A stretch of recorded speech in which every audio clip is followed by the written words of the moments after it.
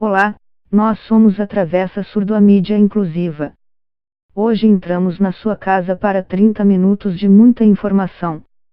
Assim, Souza Pinto Camangueira e Carla Xerinda recebem os telespectadores para um programa de notícias, transmitido nas manhãs de domingo pela principal emissora de Moçambique.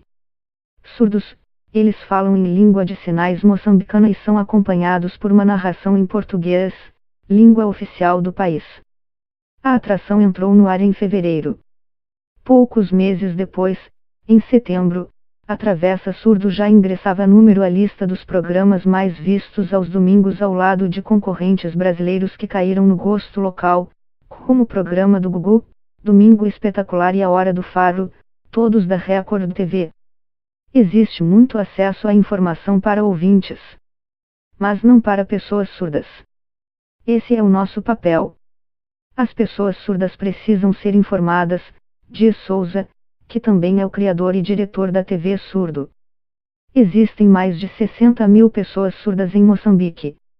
2/3 delas não sabem ler nem escrever português, segundo dados do Instituto Nacional de Estatística. As reportagens do programa abordam temas ligados a pessoas com deficiências, mas também o noticiário em geral, principalmente saúde e esporte. Nos bastidores, a realidade da produção é em si um exemplo de jornalismo de superação. A redação é formada por 8 jornalistas, 7 deles surdos e um cadeirante.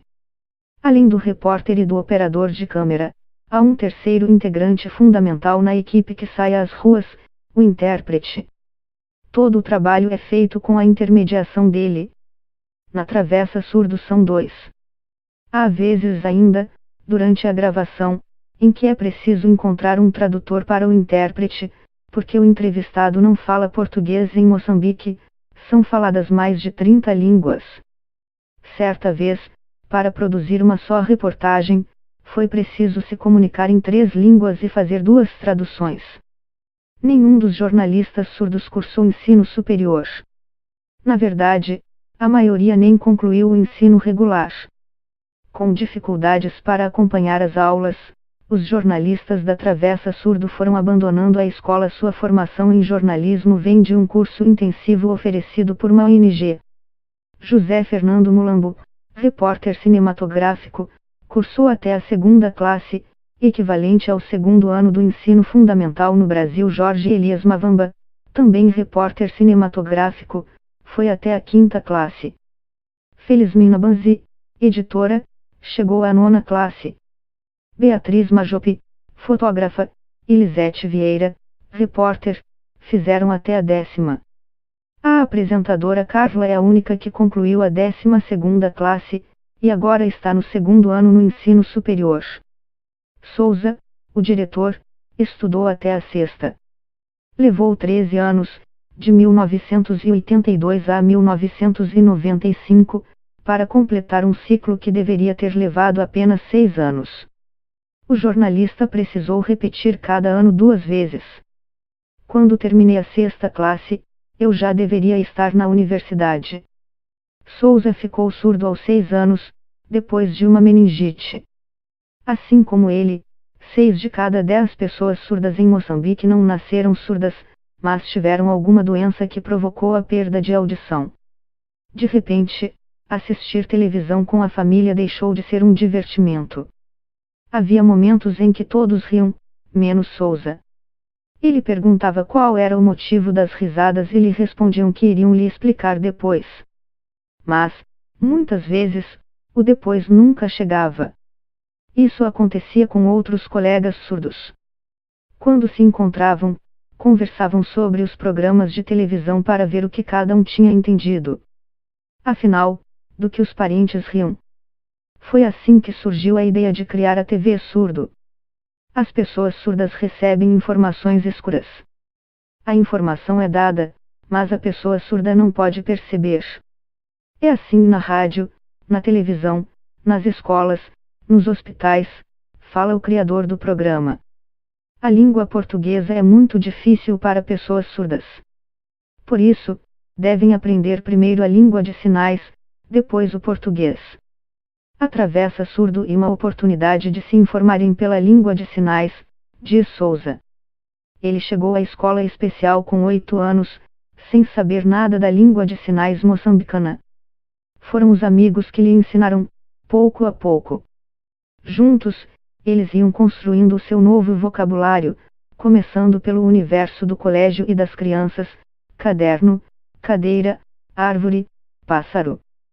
Apesar de a turma ser formada apenas por crianças surdas, as aulas não eram em língua de sinais. Os professores só usavam língua oral. É um desrespeito. Dentro da sala, ficávamos calados. Se o professor nos visse conversando em língua de sinais, dava palmatória, lembra Souza.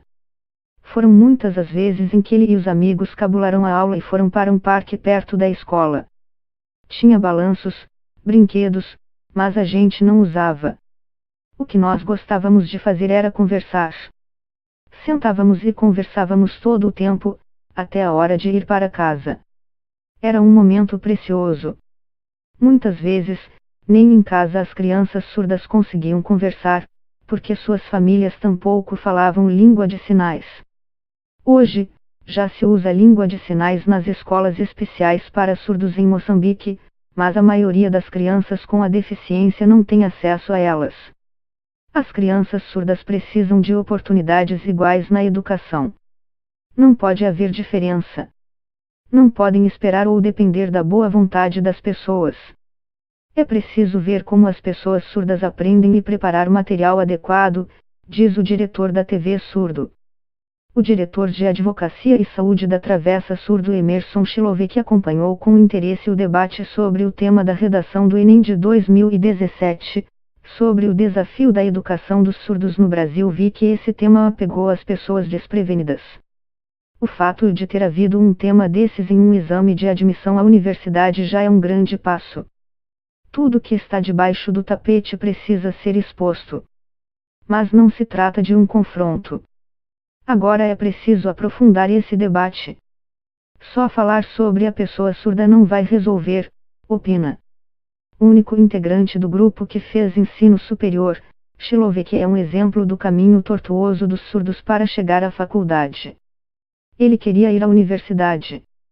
Não passou no exame de admissão em universidades moçambicanas, então buscou bolsas de estudo fora do país. Concorreu e foi aceito na Rússia, um país parceiro de Moçambique desde a luta pela independência de Portugal. A necessidade de falar em russo, idioma que assustaria muita gente, não o deteve. Aprendeu a ler em russo e contou com o apoio dos professores locais. Chilovec estudou Relações Internacionais e História na Universidade Pedagógica de Tula, na Rússia. Em russo. Na Travessa Surdo ele é a única pessoa que, apesar de não ouvir, fala português. Ficou surdo aos 18 anos, devido a uma meningite, e conservou a fala. Naquela altura, estava terminando a escola. Teve que ficar um ano afastado e, quando voltou, não compreendia absolutamente nada. Para conseguir concluir, criou o seu próprio método de estudo, emprestava cadernos de colegas e copiava as anotações. Em casa e na biblioteca, estudava sozinho. A minha história é diferente porque eu não nasci surdo. A maioria dos surdos em Moçambique tem uma educação muito pobre, tem dificuldade de leitura e escrita em português. A maioria não consegue chegar à 10ª classe. Há uma desistência muito grande. Temos que parar com esse ciclo, diz. Pode haver outro Emerson à espera de oportunidades. Além da produção de reportagens, a Travessa Surdo também realiza palestras de saúde. Um dos assuntos é o HIV, a principal causa de morte de adultos em Moçambique. Nos últimos meses, Emerson Chilovec visitou escolas para falar sobre o tema com jovens surdos. E viu que muitos não tinham informação a respeito, ao contrário dos jovens ouvintes.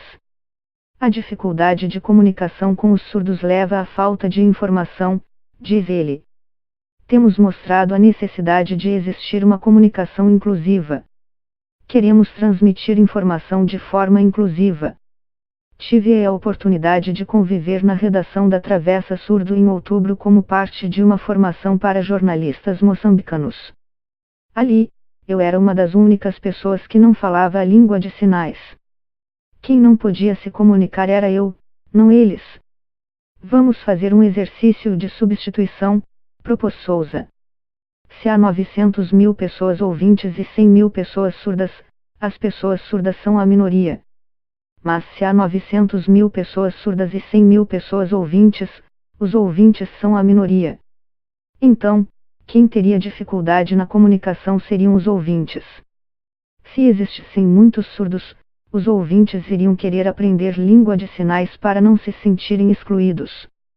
Muito acolhedora, a equipe da Travessa Surdo se esforçou para me incluir. Com paciência, foi me ensinando novos sinais, embora eu não tenha conseguido reter mais que 20 deles. É como aprender uma língua nova. Se era difícil para mim aprender a língua de sinais, eu não podia deixar de pensar como devia ter sido, e como ainda deve ser, difícil para eles aprenderem português. Eu tinha muita dificuldade em compreender uma conversa sozinha. Era dependente da ajuda do intérprete. Fernando, repórter cinematográfico, foi o que mais insistiu comigo. Tentava me fazer entender o que ele dizia de diversas formas e, quando eu tentava buscar o socorro do intérprete, me estimulava a tentarmos de novo. A sensação era de frustração por eu não conseguir corresponder à dedicação da Travessa Surdo em me ensinar a nova língua. Quantas pessoas surdas você conhece no Brasil? Foi a primeira pergunta que Fernando me fez. Eu fiquei desconcertada. Não conheço nenhuma. Por que não conhece? Fernando replicou, com a surpresa colada no rosto. Porque eu não conheço. Essa pergunta me acompanha até hoje. Segundo o IBGE, são quase 350.000 surdos no Brasil. A experiência com a Travessa Surdo me ensinou muito sobre dedicação, motivação, superação, inclusão. E me ensinou sobre minha própria dificuldade de comunicação com pessoas surdas. A limitação não é só deles, é de todos nós. Asterisco Amanda Rossi é jornalista da Notícias Brasil. Entre setembro e outubro, deu aulas de jornalismo de dados para jornalistas moçambicanos, da Travessa Surdo inclusive.